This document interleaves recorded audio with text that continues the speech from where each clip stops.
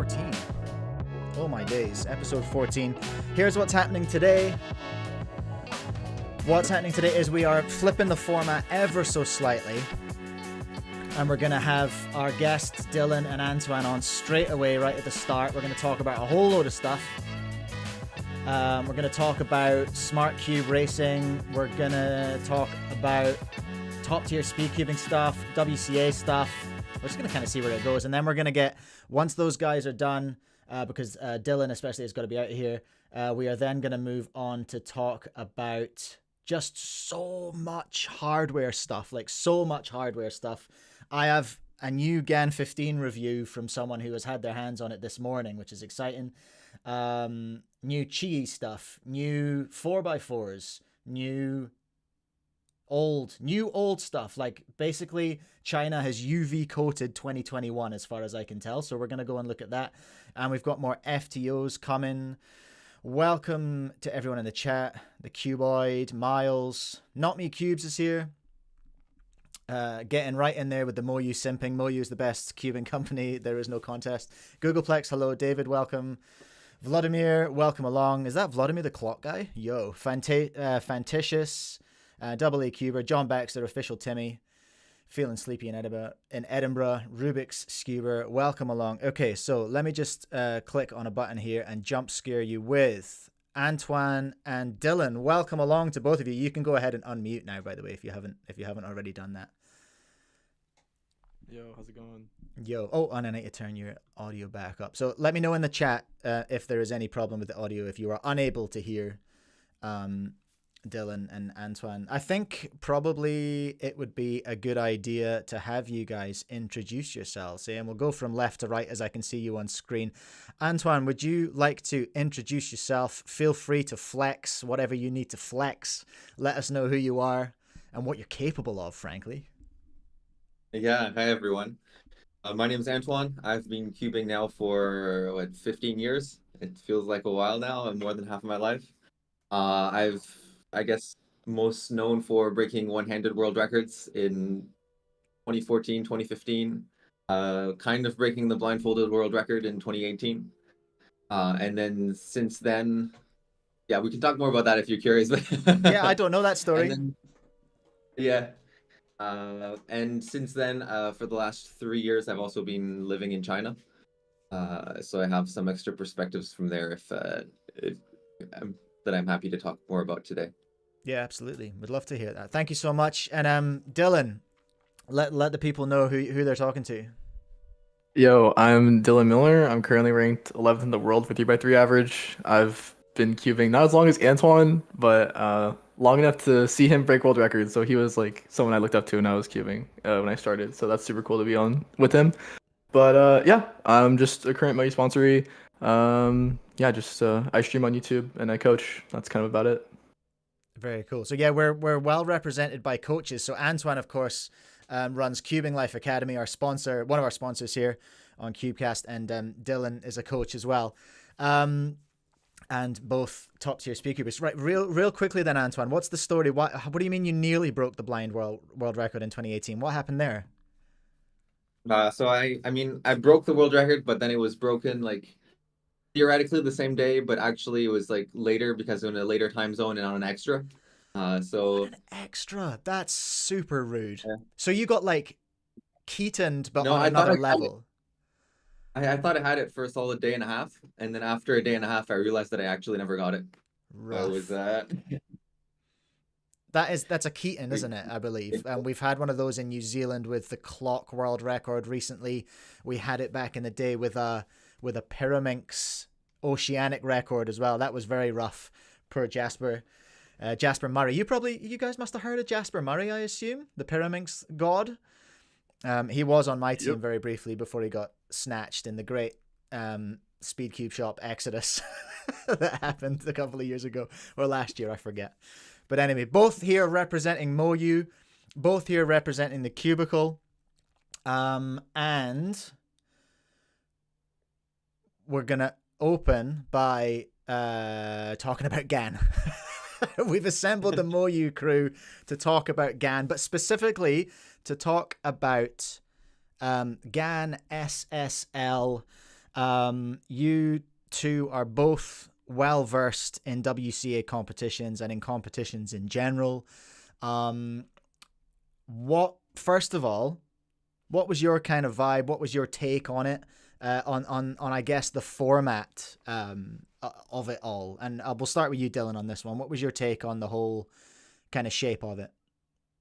I mean, I have long been online talking about how I think the double elimination bracket is like the future of competitive cubing. I think China does it like the issue with cubing, competitive cubing to get people in is like you have to have an understanding of how it all works, but it's a lot easier to just be like, oh, this guy did faster than this guy. And like that's super simple and it makes it a lot more engaging for people. And then like it gets the crowd more hyped. It's easier for storylines. I thought SSL was like super cool.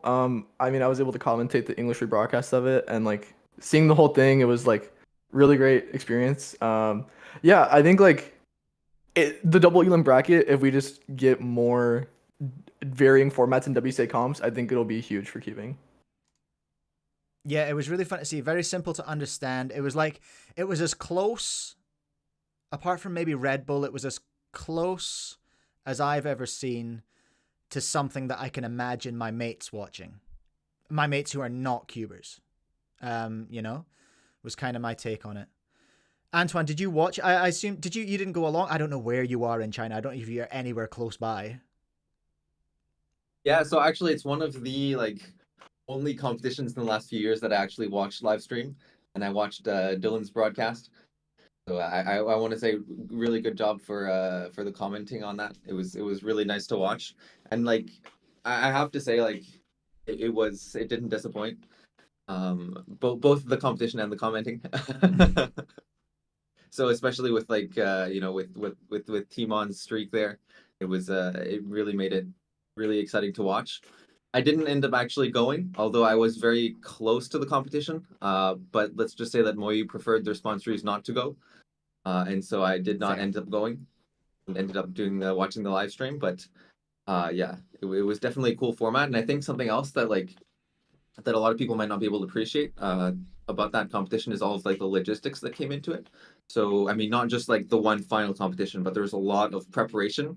I know even just in China, they did more than 40 what are they called? 40 preparation competitions to 40 qualifying competitions. Originally, I heard they planned to do more than 60, and they ended up doing about 40 or so to qualify people because like the Chinese cubers that came in, they weren't just like randomly selected, and there wasn't just like one or two. There was over, from what I heard, there was over 40 of those qualification competitions. They put a lot of work to make sure that everybody who should get in, everybody who should get in got in, and I think that's also something that a lot of people don't really appreciate, but that I think that it's good to know about too. Yeah, right. And your take on, I suppose I want to talk to you both about smart cubes and their kind of development, because obviously we've just had the V10 AI, which I think I've seen you both using and talking about online. It looks pretty good. Like, honestly, in terms of hardware, it looks pretty good. I'm yet to be convinced about the app. I haven't seen the app yet, so that's my disclaimer on that. But where do we see like smart cubes 2 years ago? It's fair to say we're kind of not super flash. Do we feel like we've arrived at a place where they're able to be taken a bit more seriously now? Yeah, well, I mean, Yeah. yes. Talking about the V10, I think that the hardware is definitely like top tier hardware.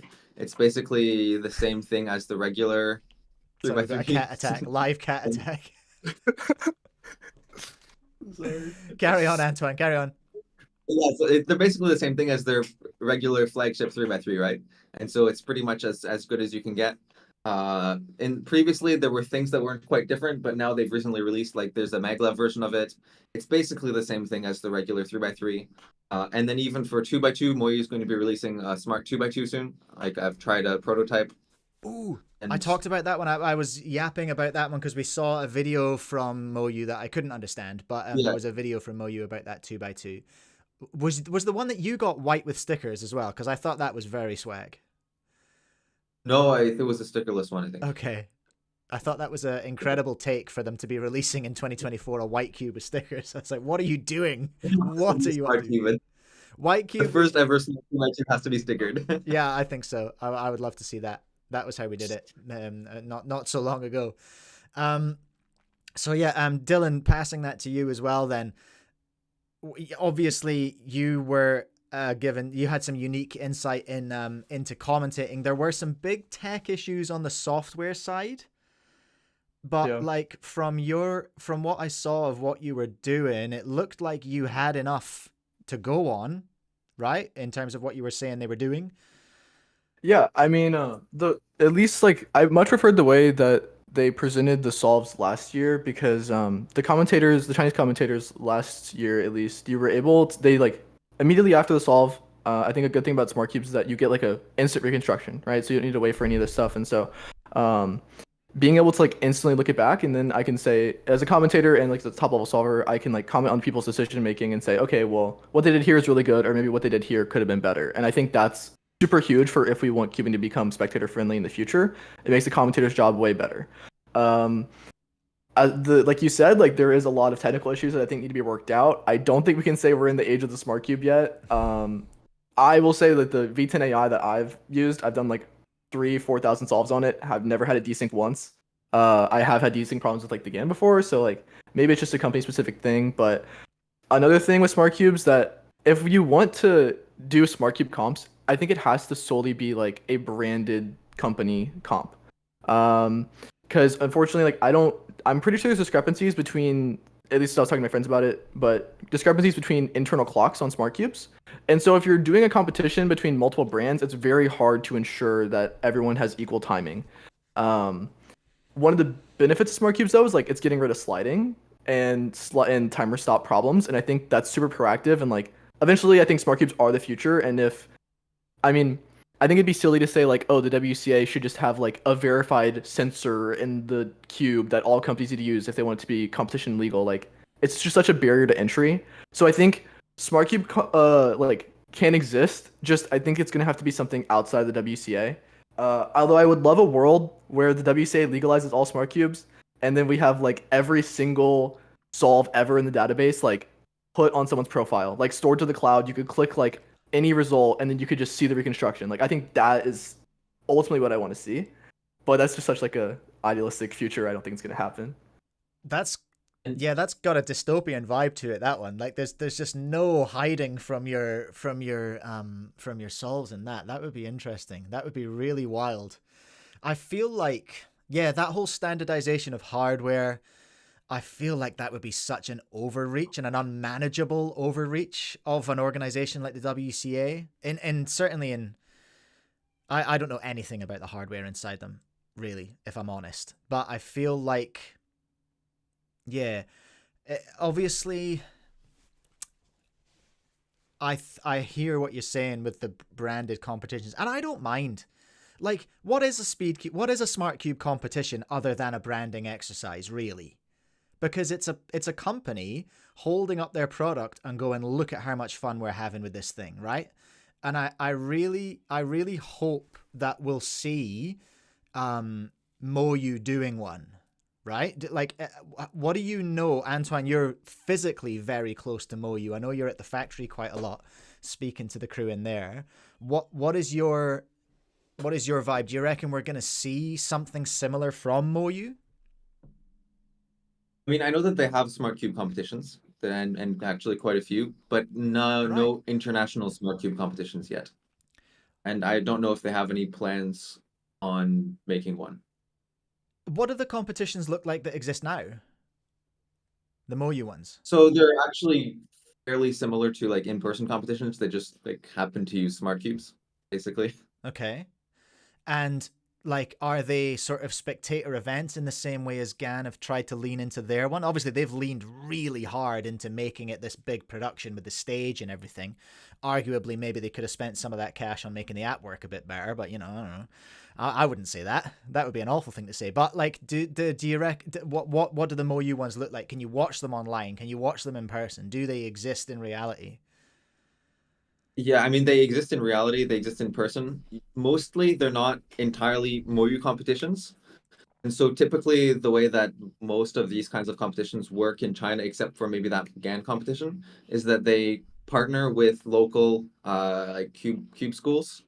And then the competitions are actually run by the cube schools, but then essentially heavily sponsored, subsidized with some assistance from Moyu. So like there's one event that I believe you want to talk about later, which was very similar to that. Yes.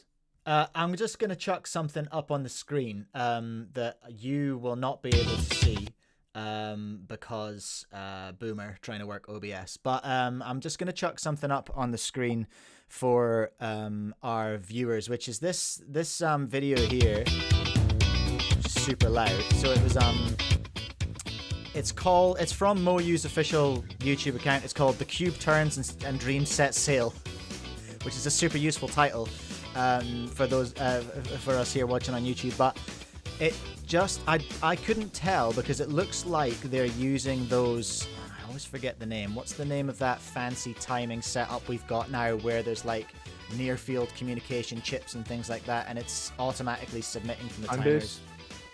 Cube what? Time base? Time base. Yeah, it looks, or maybe it's just Moyu. I think it's actually just Moyu branded displays. Yeah, they just use Moyu patterns. Yeah. Yeah. Nothing special. So it doesn't look like although there's this one screen that I can see right now, which is they're all sitting solving.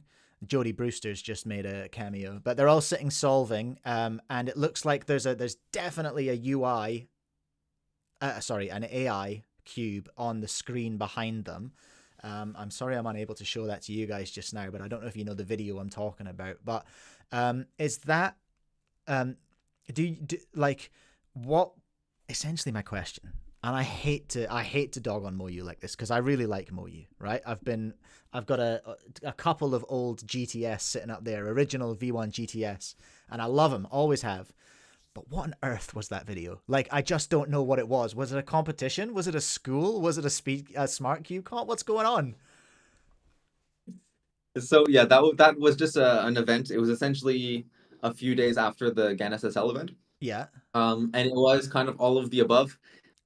Basically, it was a competition that was organized in part by Moyu, in part by Cube Academy, and there was also like it was a regular competition and a Smartcube competition. So essentially, like Okay. yeah, all of the above basically. Right. Yeah, it was like a typical kind of like local Chinese cube school competition in many ways.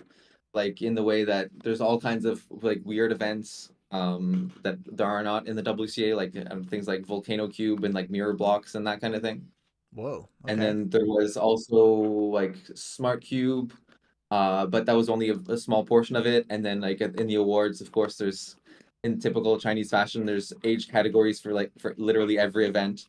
And so the award ceremony was actually almost like an hour because of all the different categories getting awards. It was pretty crazy. Yeah, funny. Okay, so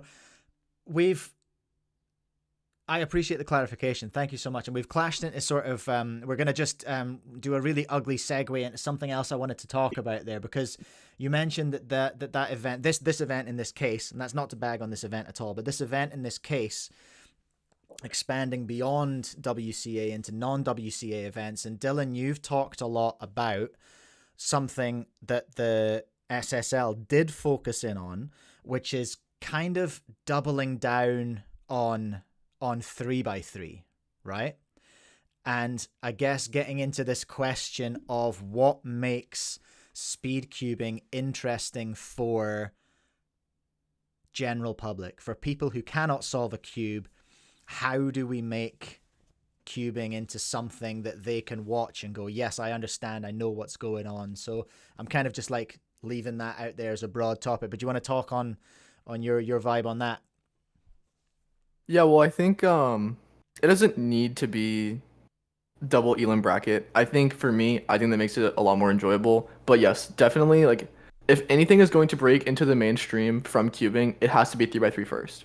Not to say that any other event couldn't get there eventually. Like I've had this take before and people are like, "Oh, well, what about my event?" It's like, it's if it's interesting enough. Like 2x2 is sold next to 3x3s in most retail stores in the US. So feasibly 2x2 could become the same level of 3x3, but it will never be what 3x3 is. 3x3 is like cubing, and that's why you see China is specifically the whole, like just at the scene over there is very 3x3 focused. Like when I say China is taking over cubing, I mean 3x3 because like if you look at the top 10 rankings for 3x3, like they're 5 out of the top 10 and like they're 3 out of the top 5. So it's like they're very clearly showing their dominance, and it's because they care about it so much. And I think that's the way forward because if you go to any sponsor, if you go to any event, like 3x3 is where the money's at, and that's because it is the cube. I think like it doesn't need to be a double elim bracket. We can do something like All Stars. I think All Stars was like a great step into the direction of making things spectator friendly without completely reworking the entire WCA format. I think if you want cubing to be watchable to the layman, you need to put the best cubers in the world on display in a very easily viewable format like All Stars or like GANSSL, and you need to have good commentators there who can break things down for them. And you know, there's such a big barrier to entry to understand what's going on. I don't expect any person who doesn't know how to solve a cube to know that I did like my pseudo double X cross. Like that's not what we're getting at. We just want you to be able to like watch it and appreciate it. Like I always compare cubing, like in what I imagine it, to like fighting games or like specifically Melee. Like I don't know how to play Super Smash Bros. Melee, but I think it's super cool to watch people who are great at their craft. And I think when I was at All Stars, I had many people who had never seen a cube before, like never seen a comp before, come up to me after the event and say, "Hey, I saw you solving. That was really cool." And like for a non-cuber to just go up and say that to me, like I would have never expected that a few years ago. So like I think we're on the right track. We just need to give more events like that to top solvers, whether that be GANSSL, whether that be like a Moyu Smartcube tournament, whether that just be All Stars. There just needs to be something to like put us out there. Yeah. Anything like that. I think I have a I hear what you're saying there about the 3x3 and the side events thing for non-cubers. Like, so I've got a little bit of insight there into having run a Speedcube retail store here in New Zealand, right? And when you introduce speed cubing to someone, there's almost like a funnel that they go through of understanding. And the first thing is, oh my God, you can solve that. Sick. Like their mind's already blown. Then you're just like, yeah, I can solve it relatively fast. Now I'll do some mid 25 solve. And they're just like, wow, what just happened? And then I'm just like, okay, now here's what you don't understand. I'm very, very slow in our world. And they're just like, what are you talking about? And they're just having their brain broken and broken and broken. Then they're like, this is cool. What a crazy thing. I didn't know the Rubik's Cube had such a thing around it. And then you're like, yeah, also we have 2x2 through 7x7. And they're just like, oh, okay, cool. That's okay, great. Then you're like, oh, so this is a square one. And they're just like, this is too much. And then you're like, okay, now here's clock. And they're like, actually, I'll see you later. Okay, I'm going to go. Because then it is too much. Like we do have to be realistic about how much we can have people understand about what we do, because that's it. We forget what it was like to be a non-cuber, and that's fair. Dylan, you're 15 years in the game. Sorry, Antoine's 15 years in the game. Dylan, what are you, like 10 or something? Yeah, 10. I'm like 7, and you have to remember what it was like to solve for the first time, first of all, and to see what people go through in that understanding. And when we're targeting a huge market like non-cubers, you've got to be realistic. And I did see people in one of your streams and Dylan just raging out at you, being like exactly what you just said, being like, yeah, but what about 7x7? Sorry, it's not going to happen. Like, it's not going to happen. There's going to be a ton of people who will realize about 3x3 and see competitive 3x3 and be like, yeah, cool. I just think about, so me personally, I think about, shout out to my good friend Byron, right? He's not a cuber in any way, shape or form. We watch rugby together. He's been sort of teaching me how to understand rugby because my kid's really into rugby. And I'm just like, if we can work out how to get him to watch 3x3 and be like, yo, that was cool. Did you see this person smash this person? We're onto something, but we are not going to get my mate Byron with 6x6. 6x6 mean of 3? No, that's not going to happen. Clock, as much as I love it, it's not a spectator event. It's a bit of this and then it's done. It's not a spectator event. You can't commentate on it. I think it was you, Dylan, I heard talking about that, about the fact that it's essentially impossible to commentate on. Or Matthew Mayernick's in the chat just now. I think he might have mentioned that as well, actually. I can't remember. Yeah. Someone did. Shout out to whoever it was. like even 3x3 is hard to spectate on, like commentate on. Like it play by play for 3x3 is nearly impossible. Like I think Manu Singhal, who I commentated SSL with, did a very good job of doing that, and like everything I've seen him commentate, he has good play by play. Like just like oh on a PLL, oh great, good solve, whatever. Like Yeah. but actually going into like breaking down stuff is really hard in real time. Like it's impossible to be like, oh, I see what he did here. It's just like you have to do it after the fact. And that's Yeah. why I think like Smartcubes are a good way of going into that. Or like I not to like, I think Marinick has done a very, very good job of making comps a lot more watchable as well. I think the overhead camera genuinely changes cubing as like a competitive solver myself. It is I can like see in real time what's going on if I have an overhead cam, and like I can see their decision making. I can see mistakes a lot easier, but that's not feasible for every comp. But I think like any streamed comp, like you need to have an overhead cam, and I really wish SSL had one because just watching it in the app is like impossible to tell what's going on. Yeah, well, half the solves just kind of jammed up at 3 Yeah. seconds. Yeah. And then went, Well, like they were done. yeah, I think it's also just like what you're saying is I've heard that people that have never saw the queue before, they saw the All Star stream, they saw the North American champ stream, and like I know people who are now buying a cube and getting into it because of that. And so like I think that's the best marketing that we can do to get people in. Like you're saying, like funnel people in. That's the best way we can do it is get them interested. I started by watching Felix videos, right? Like I didn't know how to solve a cube, but I was like, this guy's really good. I want to be like him one day. And it took me a few months to get there, but like eventually I wanted to learn how to solve it. So I think like just doing more event stuff like that is the way forward. And I think we're on a good path like that. Mm-hmm. I think so. My take on the commentating, I think for a mainstream audience, if you've got someone like you and sorry, Manu, was it Manu or Maru? Yeah, Manu. Yeah. Manu.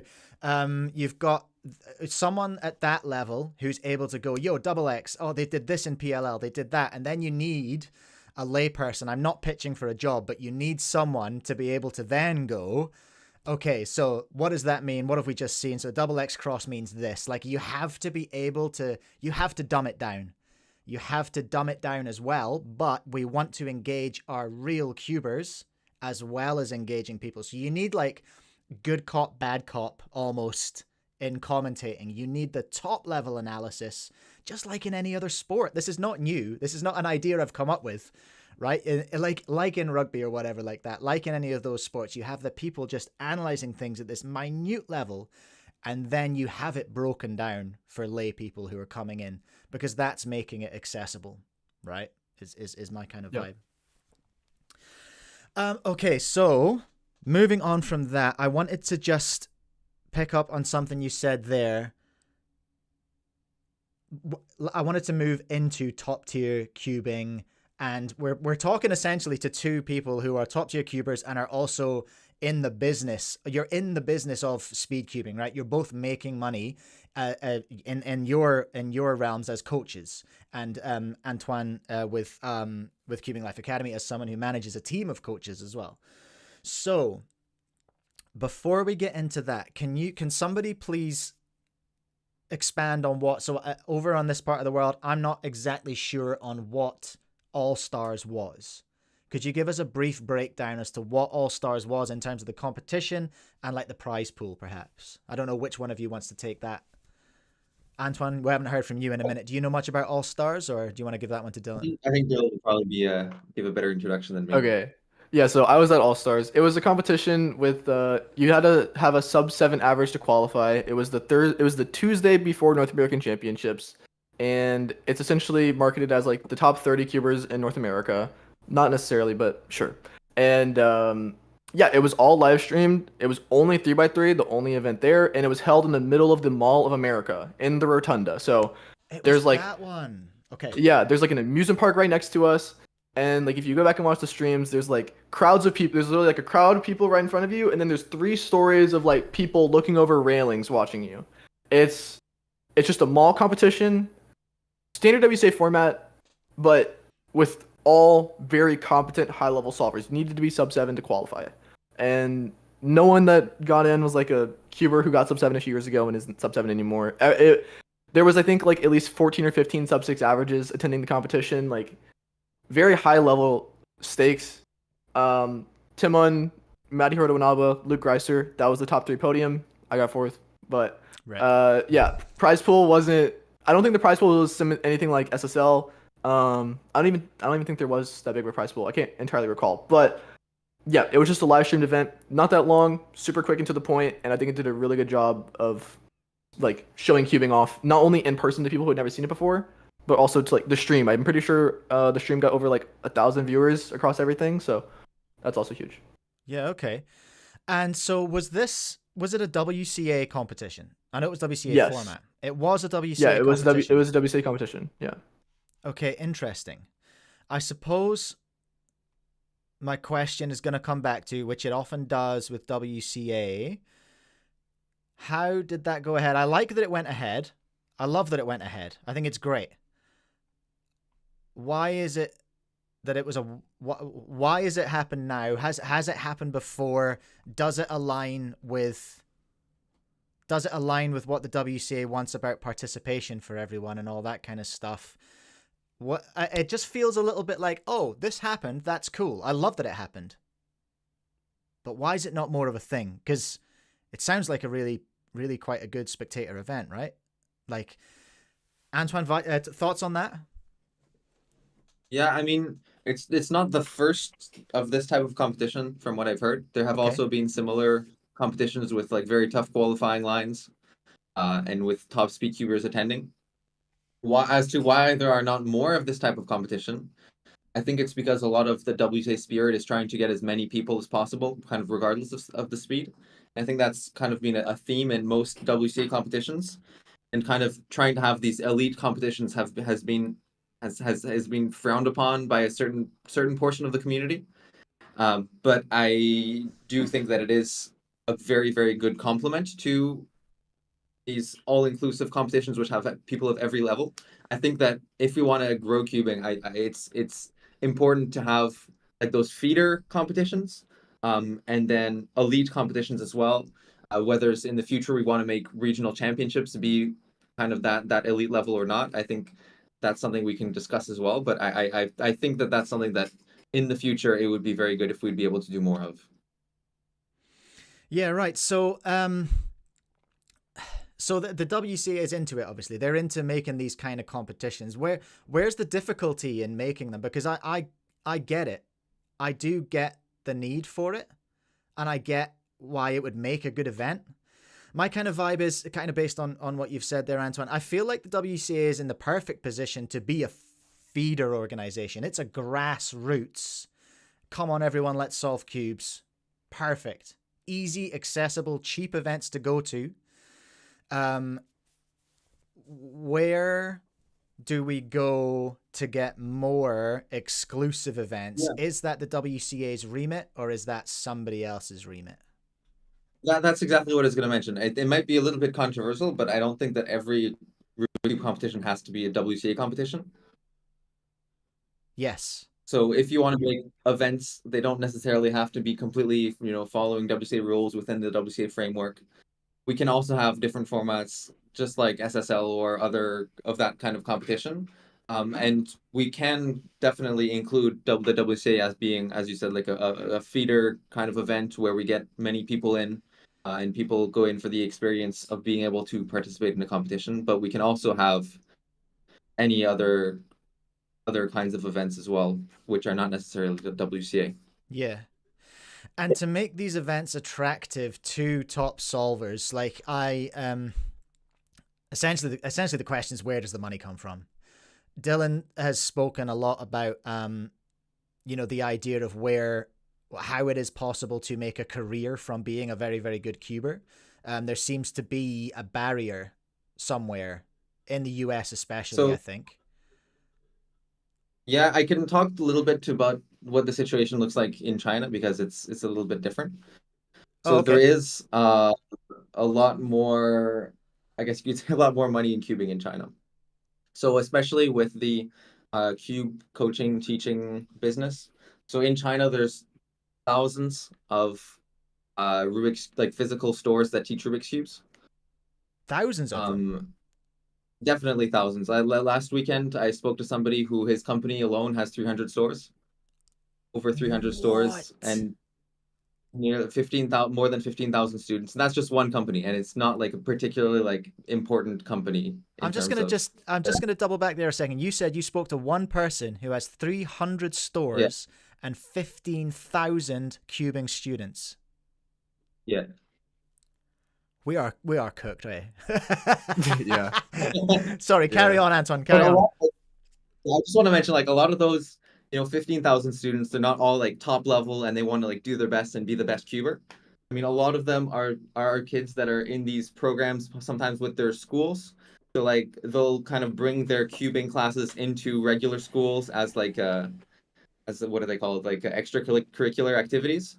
So they work with schools and essentially get them in like through get them in young, get Yeah. them in through their school. So then after they can go and essentially get the extra classes with them. And so like their model many times is to just get them into schools where they don't make very much money, but they can gather a lot of interest there. And then they get kids to sign up for their classes, for their extra classes, and pay more like that. So that like there's a much bigger scene for that. And if we have time later, I can talk maybe a bit more about the reasons for why it is the way it is. But anyways, that's how it is now. And there are lots of that type of competitions that are organized by these cube schools. In fact, even right now, I think over 90% of WCA competitions are organized by companies in China. There are not many competitions. And one of the reasons why there are not that many WCA competitions is because a lot of those schools have realized that it's not necessary to have a WCA competition to have a competition, and it just adds a lot of hassle to them. And they like to, do it in their own format and without having to, arrange with a WCA delegate and having to defer all of that, all of those responsibilities, all of those rules and everything to the WCA delegate. They want to be able to control everything themselves, and so they just make their own unofficial competitions. Yeah. You see on the WCA, there's probably only like one competition a week max in all of China, but I'm sure that there's dozens every week of these unofficial competitions, if not hundreds. That's Where was I going? incredible. Oh yeah, and so because of that, they have a lot of resources to put into it, and also they often work with local governments as well.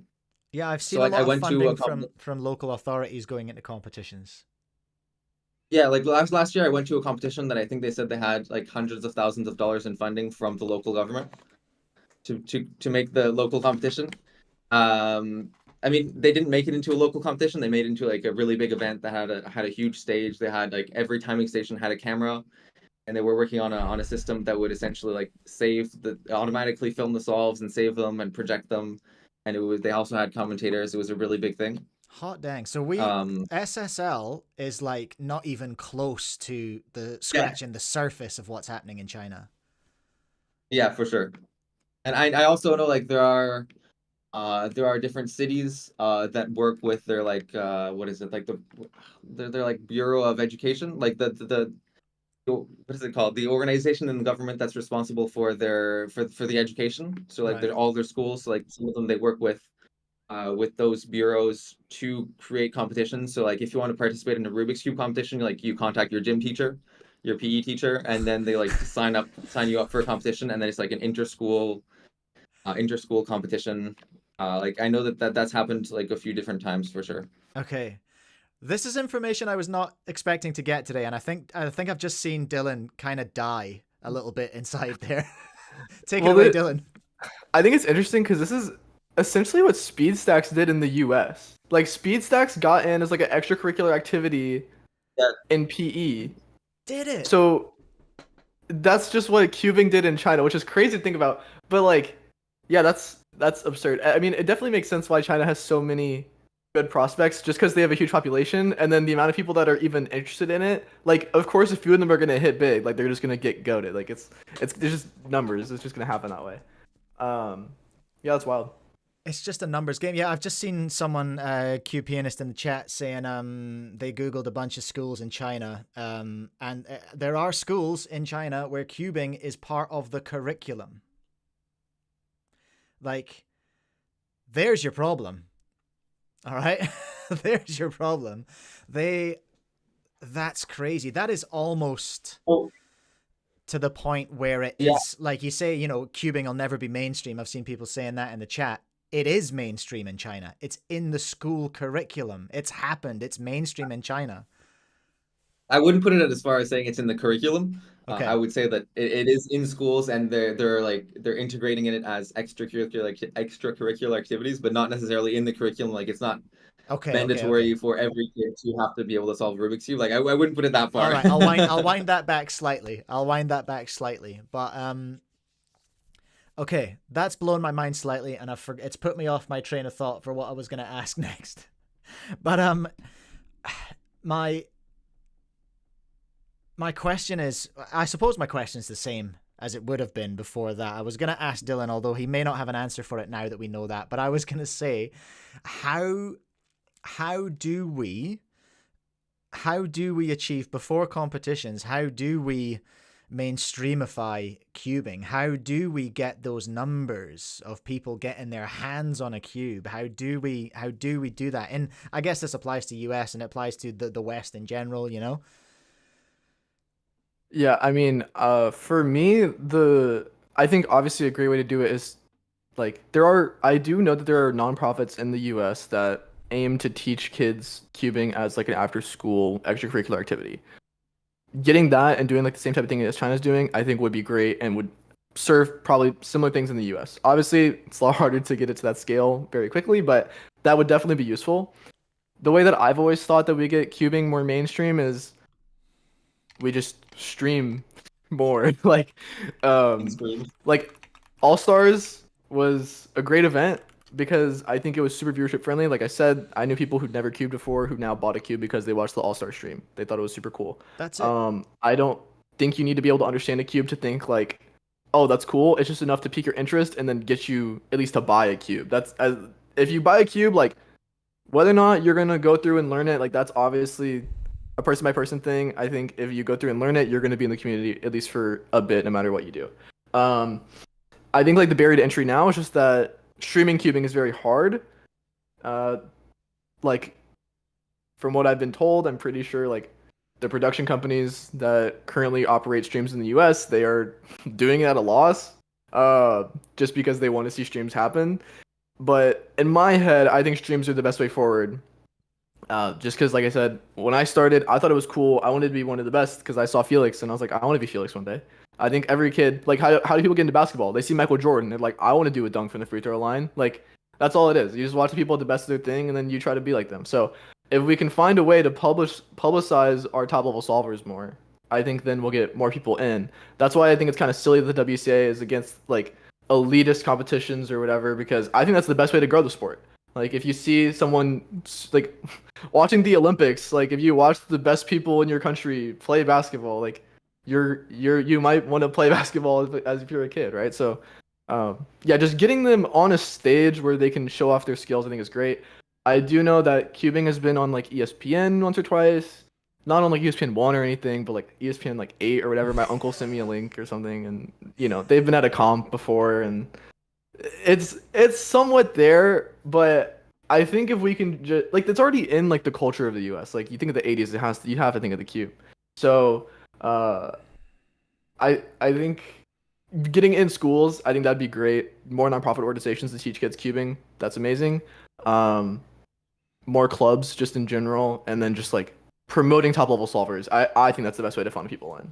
Yeah, we do have an issue, I think. I can speak to my own experience in New Zealand. I've only ever been a cuber in New Zealand. If anyone from either of your followings is watching, by the way, and they're confused by my accent, I was born and raised in Scotland, and I moved to New Zealand 12 years ago. So my cubing has only ever happened in New Zealand. There is a little bit of a snobbery over here. I'm just going to put that out there. There's a little bit of a upturned nose at unofficial competitions. And I don't fully understand it. I'll go out there and say. So I've run a cube club for the last 7 years, and I do occasionally, I'll do like a full day in the school holidays. I'll run like an unofficial competition. It's great fun. Everyone who comes has a good time. But often people's excuse for not coming is it's not official. They don't want to come because it's not official. And then I also charge because I like to charge for my time, right? That's how the world works. I can't take a day off from my family and not get paid. That's not going to work. I've got to at least cover my costs. And people really don't like paying for unofficial competitions. And onwards from that, I'm getting to my point eventually. Bear with me, everyone. I feel like people, and you will have some insight here because you have audiences that you charge for your services who are in the West. I don't know about your audience entirely, Antoine, but I assume, Dylan, your students are American? Vast majority. I coach someone from Scotland. I just picked up someone from India. I have someone from Canada. It's just who watches me on YouTube and wants coaching. Yeah, no, that's great. But I think still, my point, I think still valid. I feel like people don't like paying for cubing. They hardly like paying for cubes. You know, I run a cube store and everyone's looking for their discounts, right? Everyone's looking for that discount. People don't like paying for stuff, especially in cubing. Correct me if I'm wrong in the chat, right? But people don't seem to like paying for things that aren't cubes. They'll pay for cubes and they'll pay to go to competitions, but that's it. They don't want to pay for other stuff. And so, where does that come from? Where does that come from, do you think? If I'm right.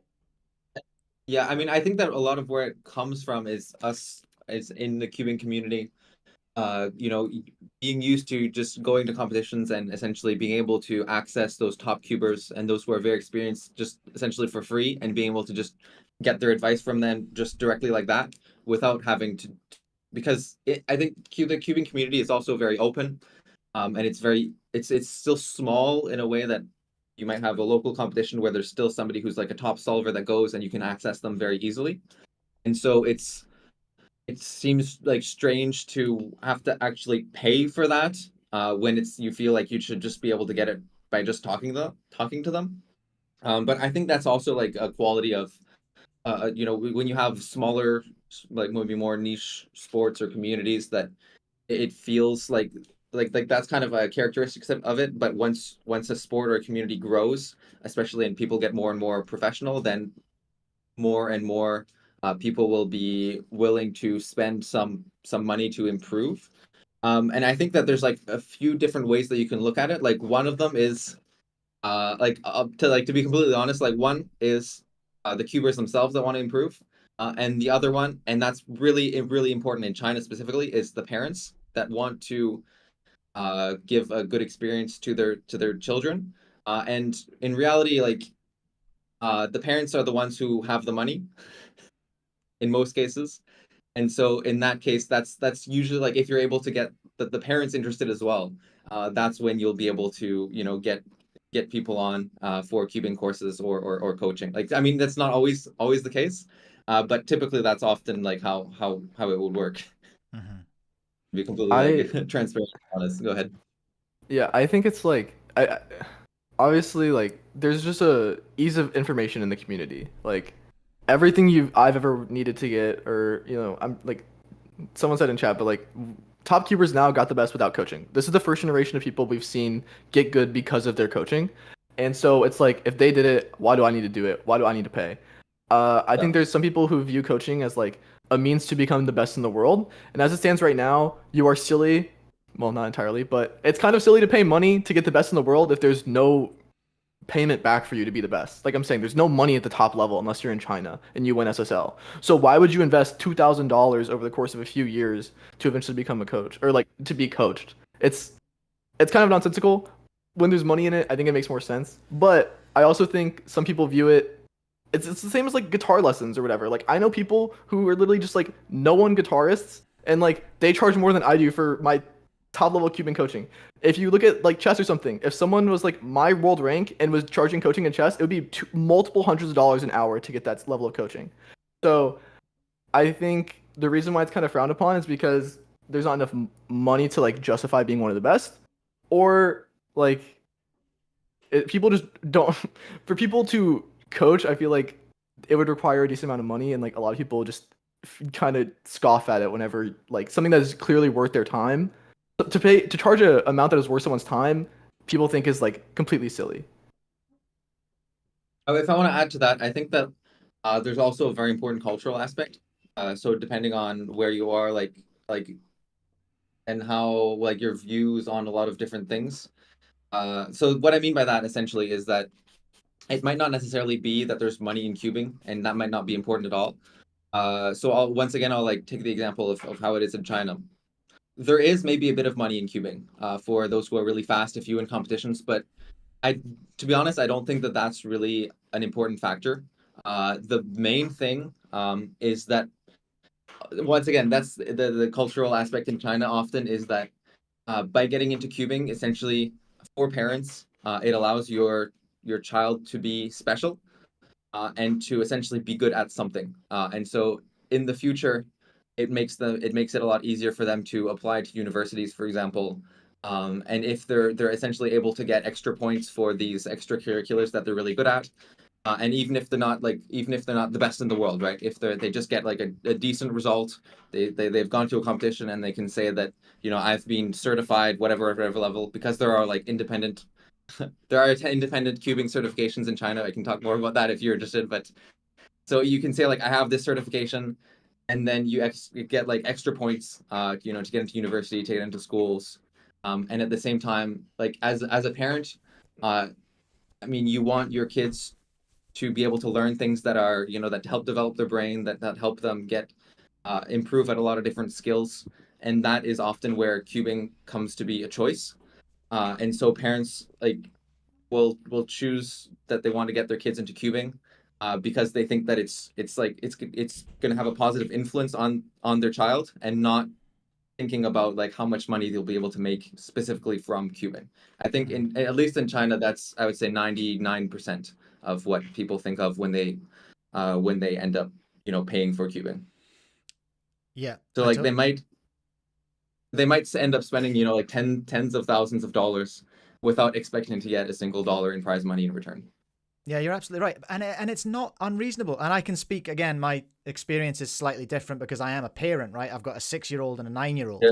I cannot tell you how many thousands of dollars we have spent on those two, because they both do ballet, right? They love it. And we pay for it because they love it. And that is a valid reason to pay for something. Like, that's a totally valid reason to pay for something. You don't only pay for something. I'm not paying for their ballet lessons because I'm like, this is my retirement. They're going to be in some I can't even remember the word, some academy somewhere. They're going to be on stage making me that ballet bank. Like, that's not going to happen. It's totally valid to spend your money on your kids learning something because they love it. I used to take people's money as a drum tutor as well. Like, it's totally valid. And my parents spent money on my music lessons. It didn't do them any good, let me tell you. There was no monetary return on my music career, although it was long and expensive. So it's really strange. But I think, coming full circle back to where we started, because I know, Dylan, you need to get away because you have to coach, ironically, in 5 minutes.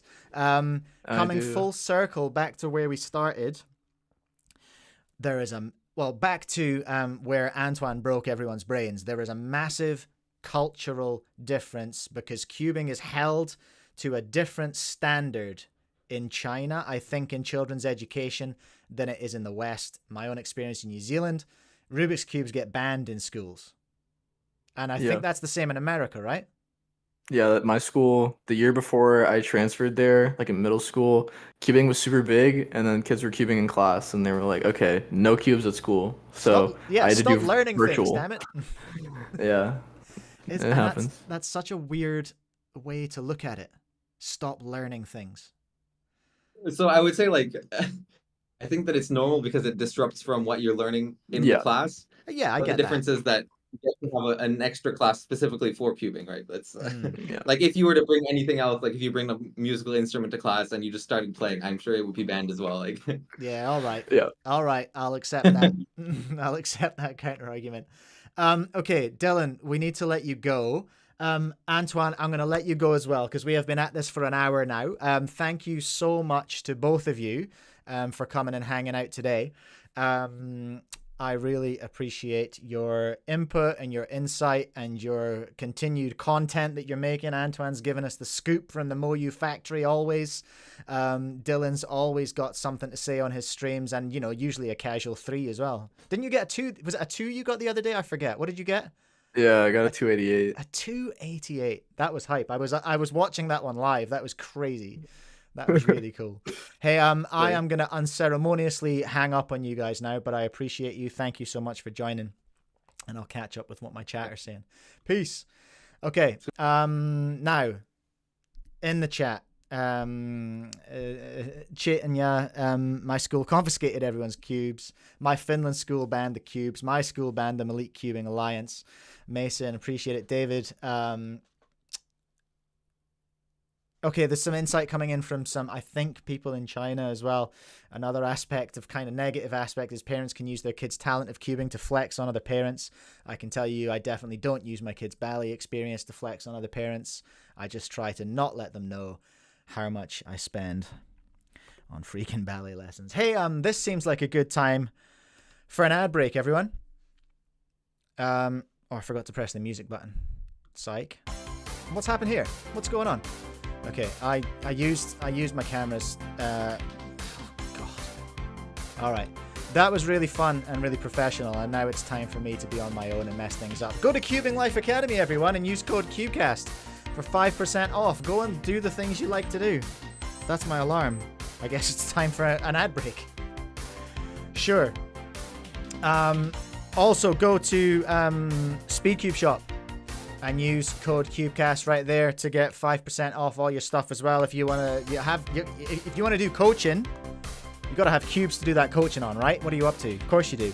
You can also go and use Cubecast at all my stores too. What stores are mine? Speedcube.co.nz, lastlayercubing.com for shirts and stuff, and you can buy cube sauce at speedcube.co.nz as well. Right, that was an absolute disaster. But thanks for hanging about there. I forgot to press stop on the music as well. All right, everyone. Okay, thank you so much to Antoine and Dylan for coming to hang out. Yo, Master, wait, have Antoine talk about the cubing certification thing in China. Maybe we'll just have Antoine back on, hey? We'll have him back on another time when he's free. Basically, Antoine and Dylan were on today at the same time because they were both available at the same time. And I was like, well, you're coming on today. That's what's happening, both of you. It's a Moyu Jamboree. Next week, I'm hoping we're going to have Preston Alden, the 49x49 guy. He wants to come on and talk, and I want him to come on and talk to us. And then the week after that, quite frankly, I'm not having any guests because it's a pain in the butt. Like, it's awesome, but it's also a lot. So that's what's going to happen. Hey, let's get back to our scheduled programming, shall we, everyone? I want to talk about some things. And the first thing I want to talk about, back into the hardware chat, I have some intel. All right, I have some intel on the GAN 15. Now, this person has used the GAN 15 today.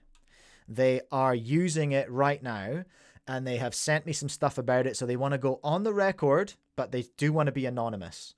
Okay, so are you ready? I'm going to read verbatim their review of the GAN 15 and their experience with it this morning, all right? In my anonymous personal opinion, which does not speak for any other cubers, companies, or anything else like that, the GAN 15 is better than the 14 and the 14 Pro. It has a feel that is reminiscent of the 12, but also includes some minor characteristics of the 14. It's light and airy, as your traditional GAN 3x3 should be, but it feels too much like the GAN 14 in the sense that it doesn't feel as stable, and it catches in some pretty odd situations. I can also confirm that the GAN 15, the one that this person has been sent, does not have adjustable magnets. I still have to spend more time with this cube to truly develop my thoughts on it, but with the brief time I have used the cube, it was not as good as I hoped for it to be. Rutrow. My opinion can still change. I don't know if this person set up the cube or not. I don't know if this is just raw out of the box stuff. My opinion can still change as I spend more time with this, and maybe things change before the official release. But from what I've had the chance to try out, it's just good, not great. Very interesting, hey? Very interesting. So this person I know has the cube. I trust them. They've sent me video. They are legit.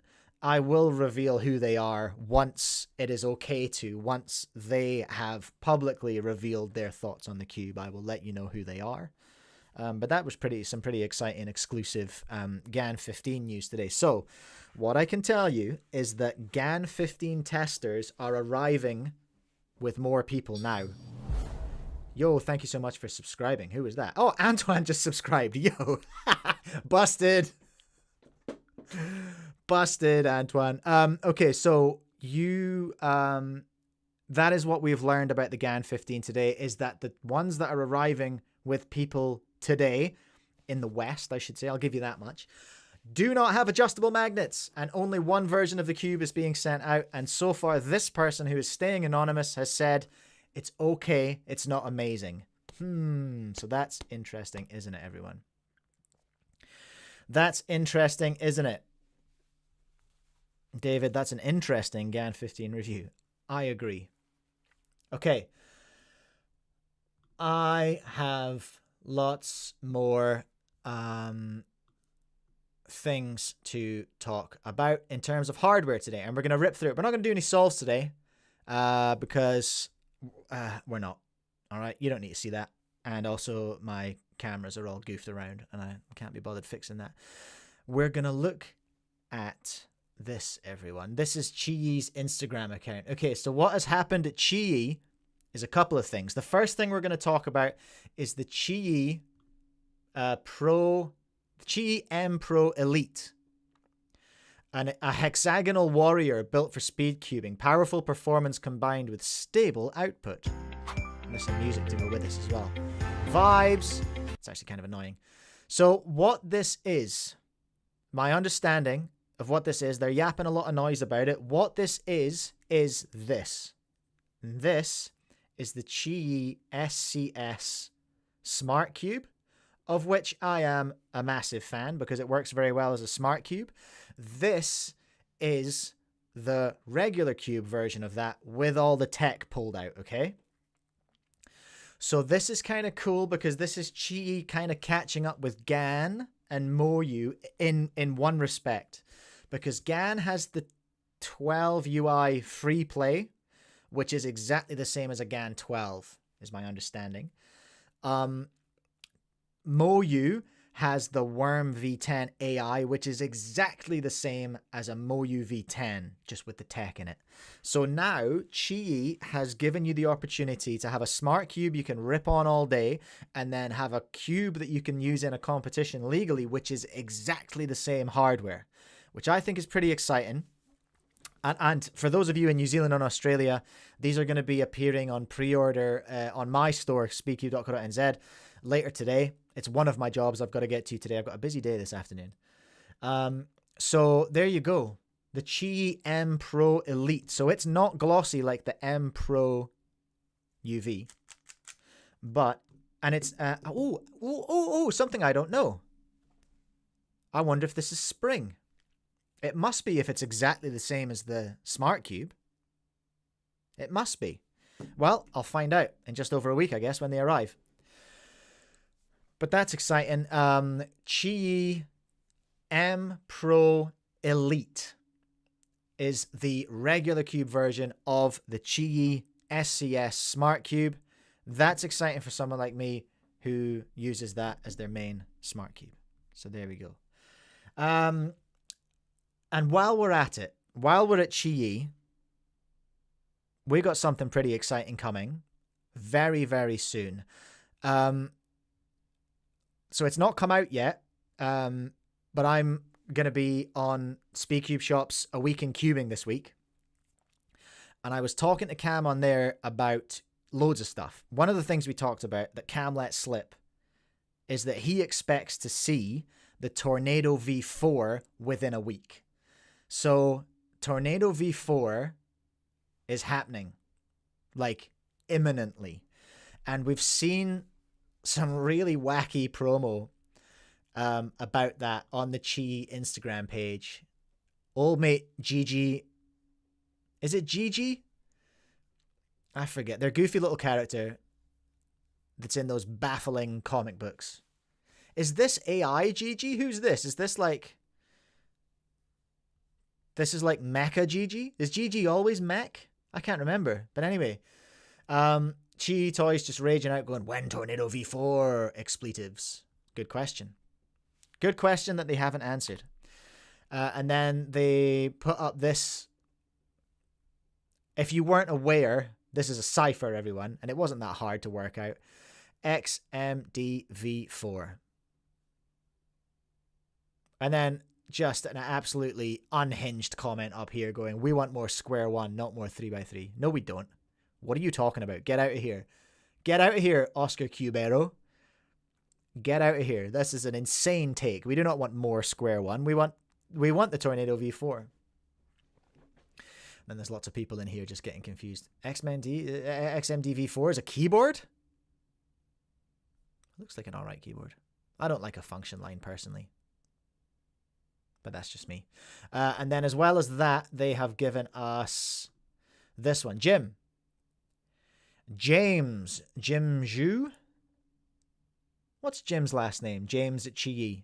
No, sorry, not James. Well, yes, James at Chi. But Jim is the X-Man design guy.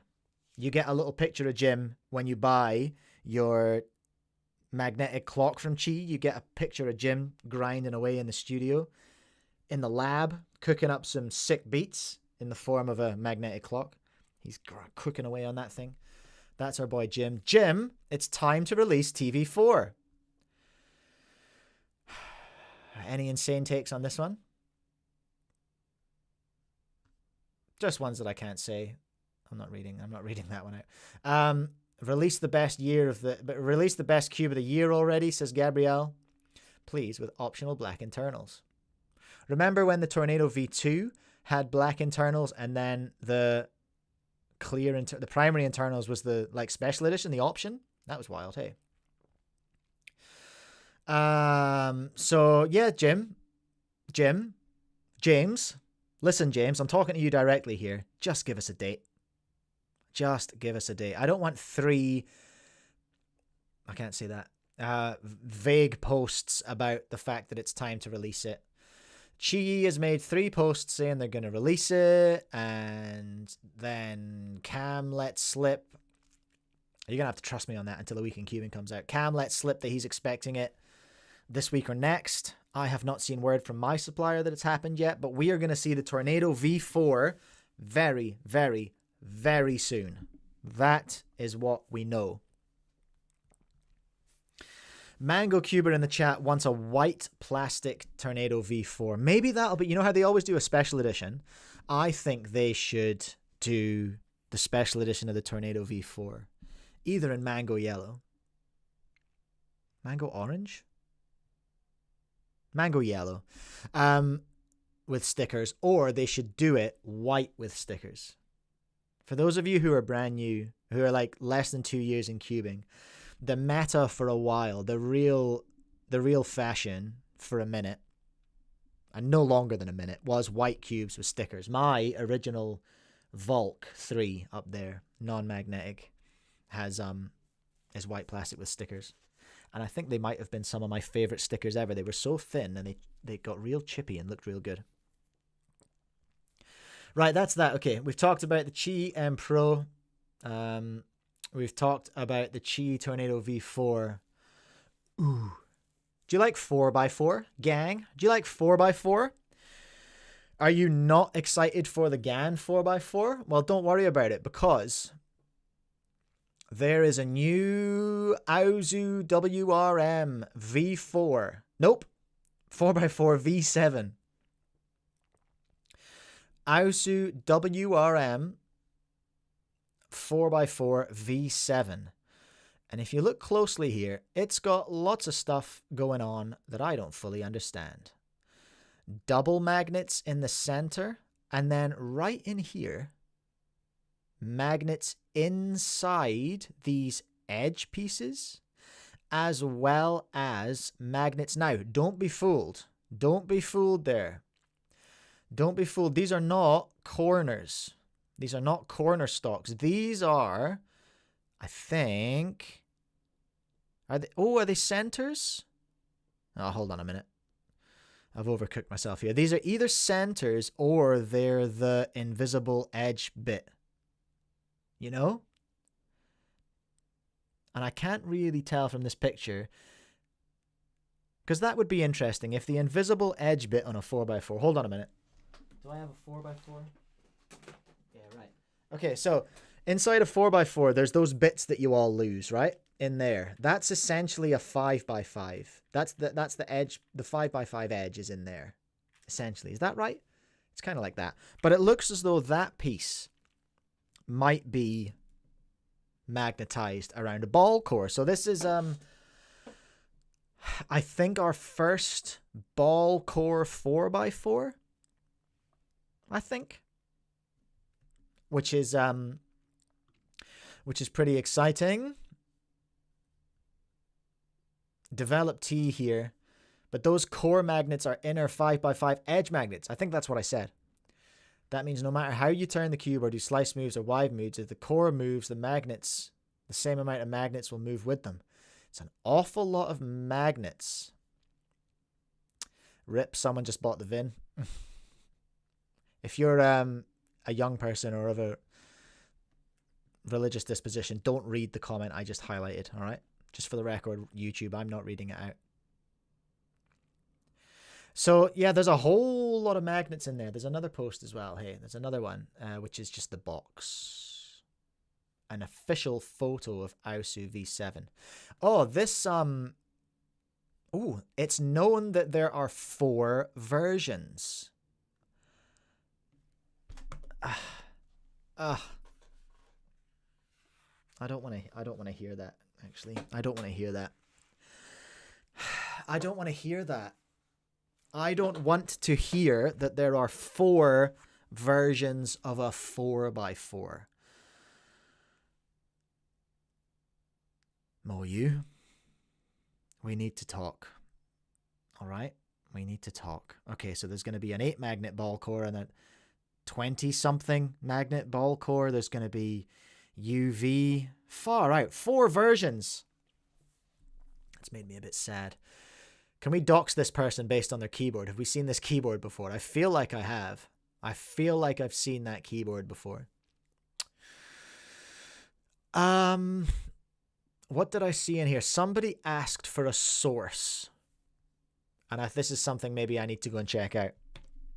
Someone asked for a source. Okay, here's that. I just realized that I was yapping about the 4 versions. Right in the subtext of this post, it says it's known that there are 4 versions.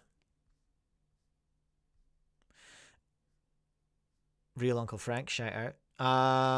Someone asking, where'd you get this image from? And they're saying an application like Reddit named Baidu Tiba. Baidu Tiba. I'm guessing that's like Chinese Reddit. If anyone can enlighten me. VinCube sad guy is just in here as well. I'm really sorry about your VinCube buyer's remorse that you seem to have. So there we go. We're getting a new Aosu 4x4, which is cool because it's a pretty good 4x4. Curious Nick Official Timmy in the chat. My current main is an Aosu WRM 4x4 with a ball core. What? Is that a PyCube one? Aosu WRM 4x4 with a ball core? Is this not the first 4x4 with a ball core? Don't be confused by the internals, because a 4x4 is always based around a spherical kind of mechanism, but a ball core that does not make. Have I missed a release? Am I confused? It's happened before. It'll happen again. I'm thirsty. And I don't have any coffee handy. Current forgot about the stream and only just got here. RIP. You missed a massive interview with Dylan Miller and Antoineccantin. Just skip back to the start. You'll miss the live chat, but You'll still get the goods. That's that. A new Aosu 4x4. Yo, thank you so much, UAV Futures, for the super chat. I appreciate you. 4x4x4x4x4x4x4. You heard. There we go. Curious Nick and Addy Cubes. PyCube has a lot more mag kits for 4x4, so that's probably it. Friends, I need to do a very quick poll because I don't know how to say PyCube. I feel like it might be PCube. So I'm going to ask you, how do you say it? And I'm going to say PyCube, and I'm going to spell it like a pie. And then I'm going to say P. I'm going to spell it like doing a P. And I'm going to start that poll. I want to know whether you say PyCube or PCube. Cool guy's asking if I'm going to debut sliding soon. I think I'm going to invent UV timers. No, would that be right? No, I need to invent timers that are extra slidey. Like I'm gonna get some kids slides and I'm gonna chop out the slidiest bit, or I'm gonna make them like Teflon. There we go, Teflon timers. That's what we need for extra sliding. The poll results are coming in. 92% are saying PyCube, so I feel very validated. Thank you. I hope I haven't biased the poll with my own opinions. Yeah, the logo's Pi. Yes, 3.14. Of course. That makes sense. PyCube. Duh. Obviously. Okay. Serious question, everyone. Serious question. What year is it? What year is it? What year is it, everyone? Because something's going on. Something's happening. What year is this?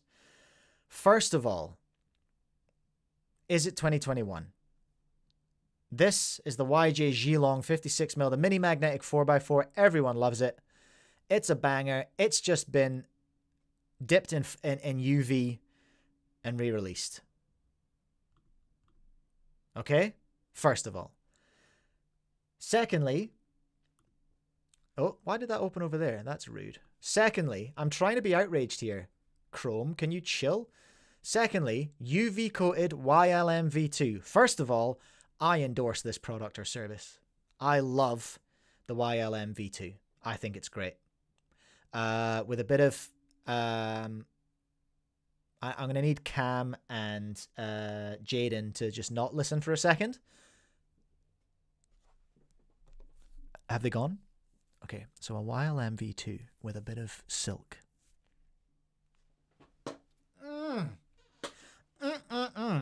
Exquisite. Exquisite. Okay, Jaden and Cam can turn the volume back on. The YLM V2 in UV.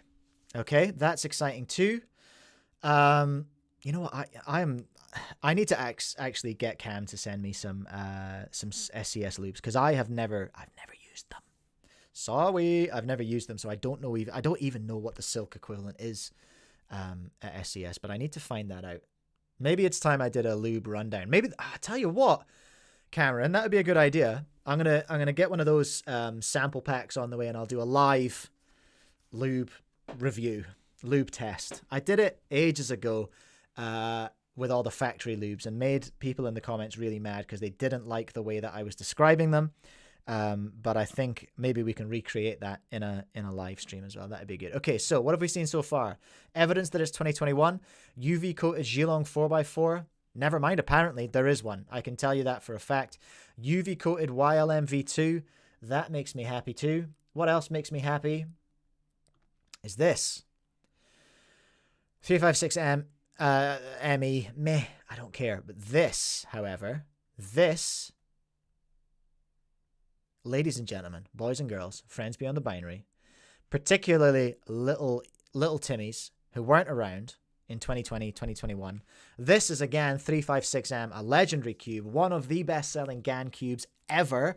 I've got a couple of videos about setting up and cleaning one of these from years ago, literally from 2020, and they still get crazy views. It's one of the most searched for cubes on the internet. This is the GAN 356M, and they are re-releasing it as a UV coating, a UV coated cube. By they, I mean cube companies, I mean YJ, Yujin, and GAN have just started dipping 2021 in UV, okay? Everything is UV coated now from 2021, and that's very exciting. I would love a UV YLMV2. I mean, that'd be all right. I don't really care. But I would really like a UV 356M, a fresh 356M, and a chance to stock the 356M again. Look, black internals, everyone, for all of you freaking out that GAN don't make black internals anymore. There you go. GAN 356M UV. Okay? That's pretty cool. I'm pretty excited by that. Let me know in the chat or in the comments if you're watching this later, would you buy a 356M that was UV coated? I think I would. I played with mine the other day because this inspired me to, and I really enjoyed it. Now, what else is happening in hardware news? This is our last thing to talk about today, and then I'm going to get out of here. The Jiansheng FTO, okay? It is one of the best-selling new release cubes I've ever had. Like, and I mean that in comparison with flagship 3x3s. I've never had a cube, a new release cube, sell as fast as this thing, okay? In the FTO realm. So, here's what's happening, okay? Hold on to your butts, everyone. This is a GANCUBEOFFICIAL FTO, okay? Here it is. GANCUBEOFFICIAL are bringing us an FTO. It is tiled.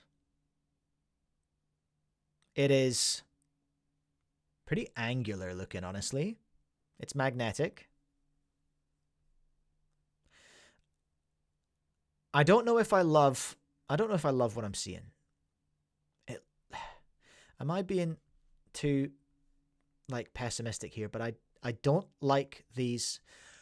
I want to be clear. I've never solved an FTO, okay? But I've solved a bunch of cubes. But I've never solved an FTO. But looking at this, I don't like the edges on here, the pointy. The Florian cuts here are not doing it for me. They look very, very bunched together. Also, releasing a tiled cube is an interesting move for this event at this time. What are the comments saying? Someone saying, can we just have stickered puzzles in 2024? I'm down for that. I miss stickers. Someone saying, obviously, I hope they can create the Tornado V3 of FTO. So Annie Miss, we've mentioned this person on the stream before. I've seen their comments before. I don't know what it is about the photo, but my immediate thought is that it's not a good puzzle. I think you're channeling what I'm channeling there. It just looks a bit jaggedy. Just looks a bit jaggedy. People going, tiles? I wonder if this is going to be our budget FTO. I don't know. We don't have any pricing information for this yet. Essentially, that's the end of this cool story. That's the GANCUBEOFFICIAL FTO. We also over here have the Diane FTO as well. And the reason I brought that up about the GANCUBEOFFICIAL is that I feel much more confident about the turning of this puzzle. Just because of these lovely big gaps I'm seeing here. These great big chonking Florian cuts here. Big access here to the mech. I like what I'm seeing. I like what I'm seeing. Big bright colors. Lovely stuff. If I had to make a quick choice, if I had to choose right now between a GANCUBEOFFICIAL and a Diane, just based on the picture, I'm getting the Diane. Right? Do we agree or do we disagree? Nothing makes me happier than people disagreeing with me, because then we've got a conversation. and not just me yelling into the void. The Cuboid, Diane looks good. I think in reference to the Chi Cuber. Sorry, I think in reference to the Chi FTO, they're saying that looks like an oof. Mango Cuber, do you think we might have to sand down the edges?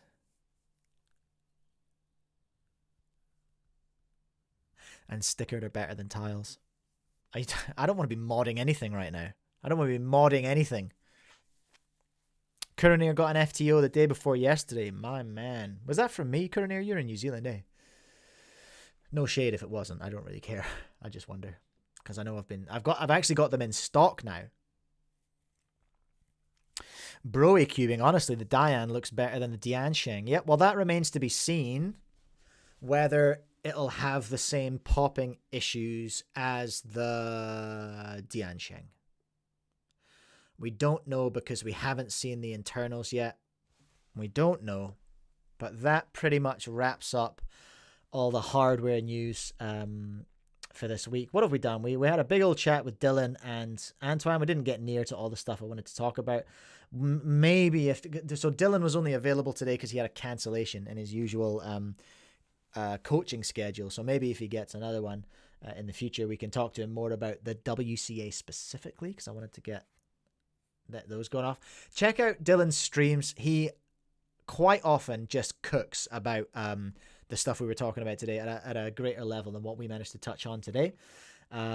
Go and subscribe to Antoine as well for that real good Moyu insight. He's always at the Moyu factory. So we talked a lot about that stuff. We looked at the GAN 15.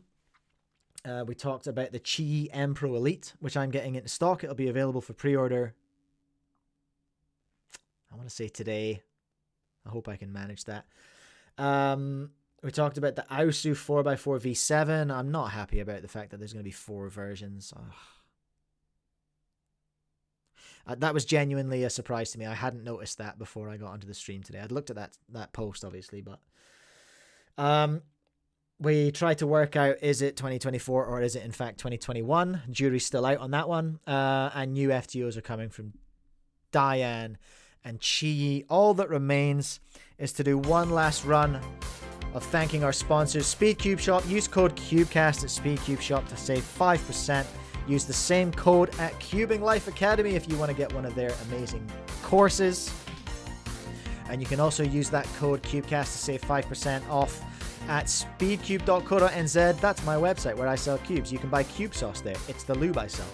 And I also sell t-shirts and stuff at lastlayercubing.com. Oh, I forgot to get... You can buy Cubecast mugs there as well. I forgot to even get my little mug today. That's rude, isn't it? That's very rude.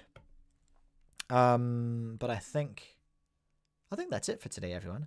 Thank you all so much for joining. Thank you very much, Stu from UAV Futures, for the super chat as well. I appreciate that.